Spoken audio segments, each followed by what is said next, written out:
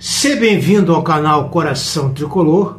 Eu sou o Fernando Cordeiro e hoje eu vou falar de um jogador da máquina de 75.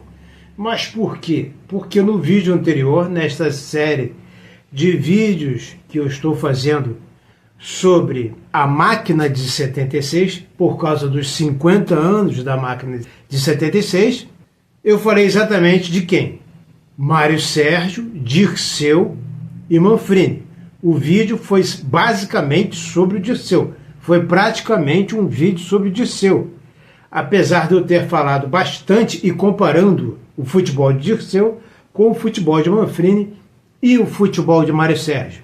Como eu já tenho 3 ou 4 vídeos sobre Manfrini aqui, eu acho que ficou faltando alguma coisa sobre o Mário Sérgio, alguma coisa que eu disse e que eu vou provar aqui neste vídeo de hoje através de uma crônica que está aqui no Profeta Tricolor, de Nelson Rodrigues, compilada pelo Nelson, falecido recentemente, e uma reportagem que vocês verão do próprio Mário Sérgio dizendo exatamente o que eu achei que aconteceu com ele na máquina de 75.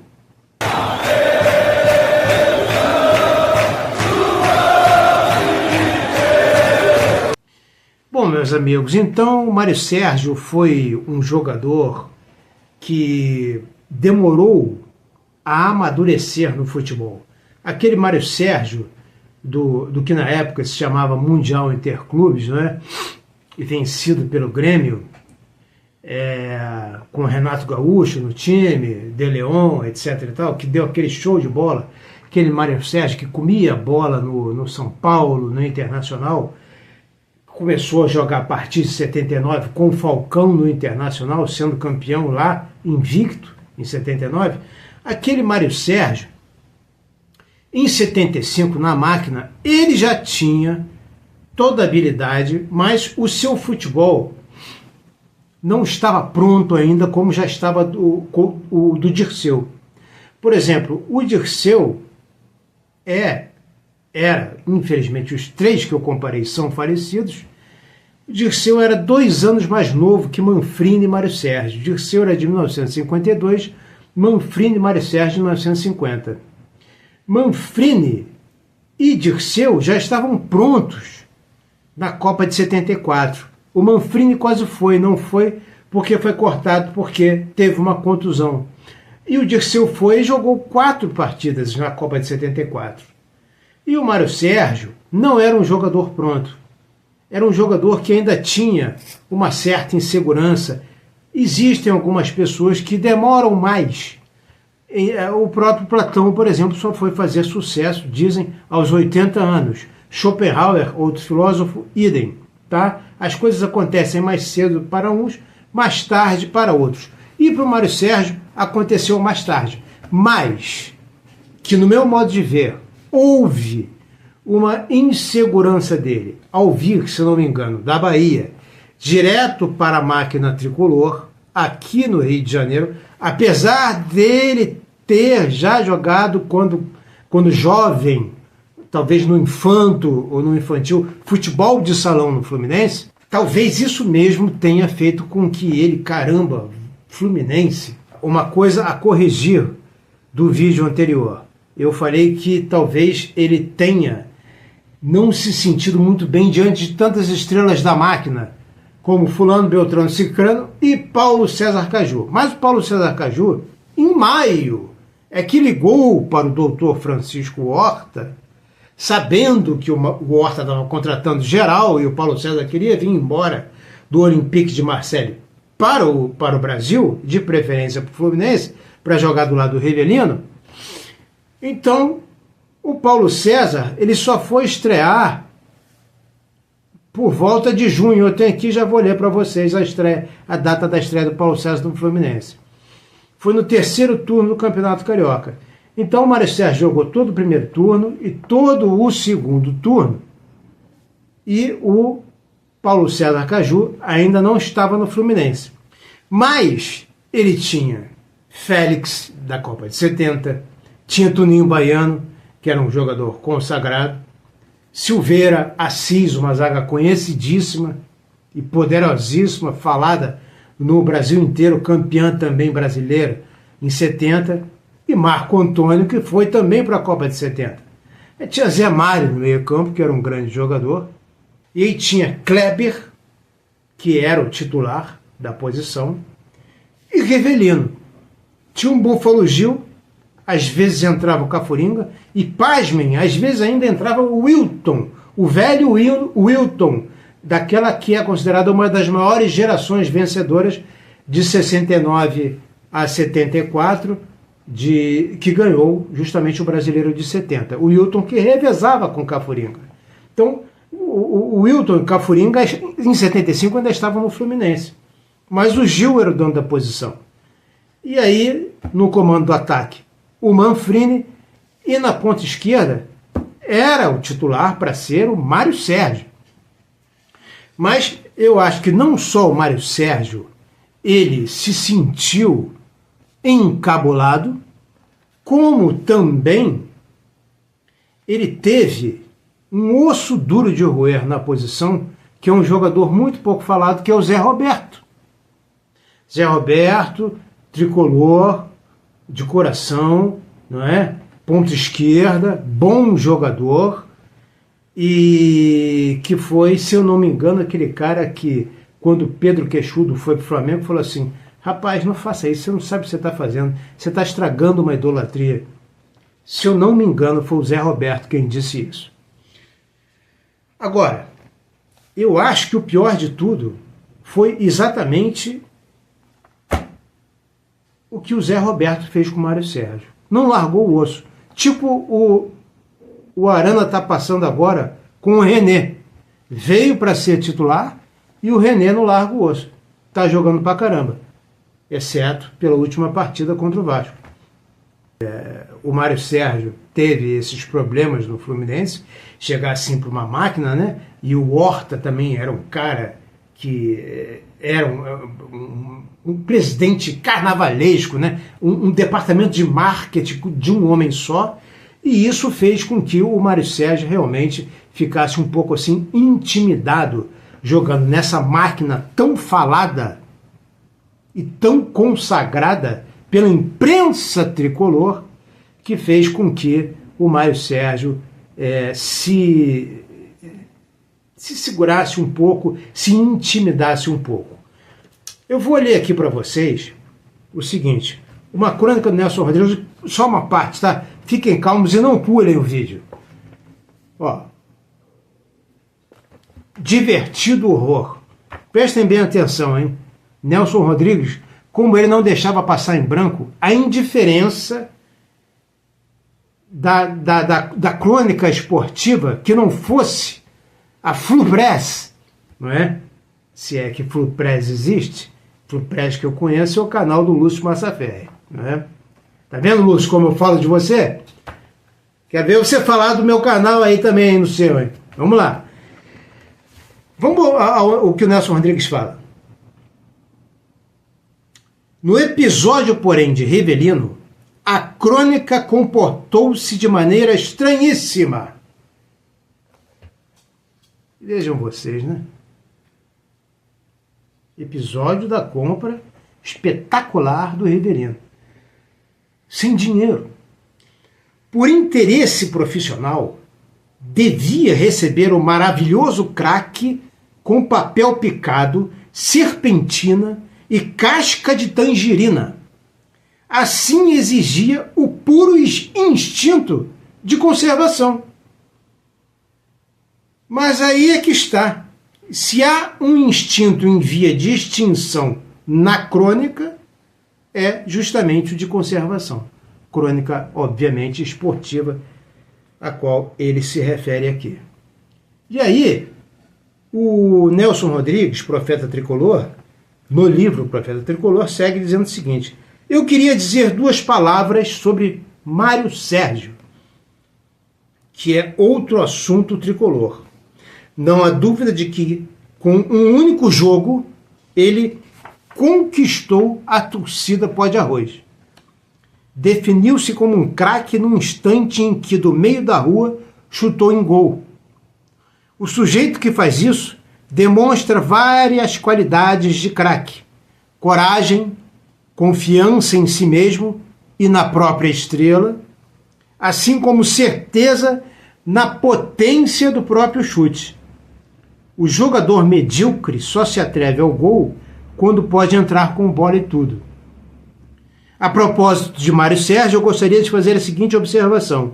No futebol moderno, há uma posição que regrediu, enquanto as outras avançaram. Hoje, numa mesma partida, os extremas jogam em 1928. Ele está falando dos pontos esquerdas, em 1975, e se referindo a uma coisa mais antiga ainda, que é 1928. Hoje, numa mesma partida, os extremas jogam em 1928, enquanto as outras posições chutam em 1975, a atualidade disso aqui. Não sei se me entenderam, mas o extrema de agora deve correr até a linha de fundo, como antes de 1930, e centrar, como nos velhos clássicos e nas velhas peladas. Pouco depois de 30 é que surgiram os pontas goleadores, como Filó de Maria e Orsi. Mário Sérgio demonstrou na sua estreia que é o ponta goleador. O Globo, 14 de fevereiro de 1975. Mário Sérgio tinha um fã, que era este aqui, Nelson Rodrigues, o maior tricolor que já existiu. E aí, vamos mostrar aqui para vocês agora, número de jogos dos jogadores do Fluminense. O time base era Félix, Tuninho, Silveira Assis, Marco Antônio, Zé Mário, Kleber e Rivelino, Gil, Manfrini e Mário Sérgio, entre parênteses, Zé Roberto. Por quê? Zé Roberto e Mário Sérgio jogaram exatamente os mesmos 19 jogos. 19 jogos. Então, o Zé Roberto não estava dando mole para o Mário Sérgio. Tá? Pode ser que isso tenha prejudicado. Quer dizer, um vem consagrado já, Mário Sérgio, e aí o que está em casa. Tem o apoio lá do Wilton, do Cafuringa, né, do Gil, de quem já estava lá. E o Mário Sérgio vem de fora. E o cara se sente e cresce. Tipo assim, ainda mais que o Lula tinha acabado de sair. O Fluminense tinha vendido o Lula para o Internacional em 74. Aí tipo assim, o Zé Roberto vê, porra, agora não vai ter Mário Sérgio para tirar minha posição. Minha posição não, ele que joga em outra posição aí. Tanto é que foi o contrário. Várias partidas aqui, eu estou olhando aqui, primeiro turno, segundo turno, terceiro turno, o Rivelino não jogava, o Zé Roberto de meia esquerda e o Rivelino no ataque. Ou então o Rivelino fora de jogo e o Zé Roberto na meia esquerda. Tá? E outra coisa, o Paulo César Lima, ou o Paulo César Caju, jogou apenas 6 partidas. Por quê? Ele começou a negociar em maio, tá? E a sua estreia a estreia do Paulo César Caju, foi só no terceiro turno, numa vitória sobre o Botafogo, dia 6 de julho de 75. Gols no primeiro tempo, Gil, aos 18 minutos, e no segundo tempo, Gil, e no segundo tempo, Rivelino aos 20. Jogando Fluminense com Félix, Toninho, Silveira Assis e Marco Antônio, Zé Mário, Pintinho e Rivelino, Gil, Manfrini, depois Paulo César, estava no banco, começou no banco, e Mário Sérgio. O Botafogo jogou com Birajara, Miranda, Chiquinho, Arthur, depois Osmar e Ademir, Carlos Roberto, Carbone, nosso futuro treinador, e Dirceu, que no ano seguinte estaria na máquina. Cremilson, e duplinha, Cremilson e Puruca, hein? Quem não se lembra disso aí? O torcedor de qualquer time que não se lembra desse ataque? Cremilson, Puruca e Nilson Dias. Eita ferro! Mas os caras eram tipo Cafuringa, né?